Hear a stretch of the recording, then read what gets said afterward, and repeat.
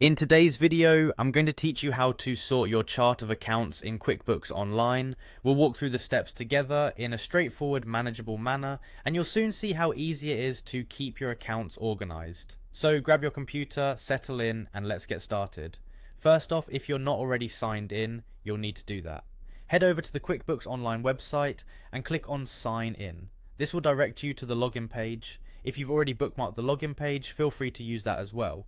Once you've arrived at the sign-in page, you're going to select QuickBooks Online. It might sound straightforward, but since QuickBooks offers several services, it's crucial to ensure you're heading into the right one.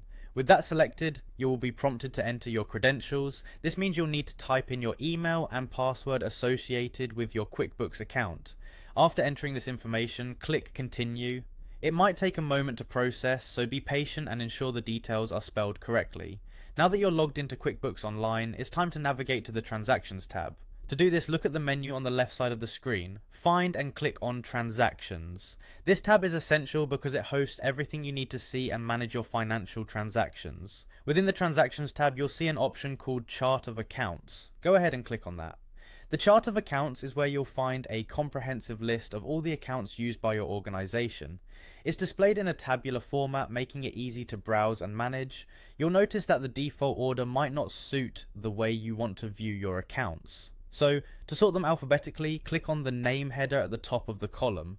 Clicking this will immediately rearrange your accounts in alphabetical order. It's worth mentioning here that sorting your chart of accounts can also be done using other criteria should you need alternative views. You have the option to sort by account type, detail type, QuickBooks balance, and even bank balance. This flexibility allows you to view the data in a way that makes the most sense for your current needs.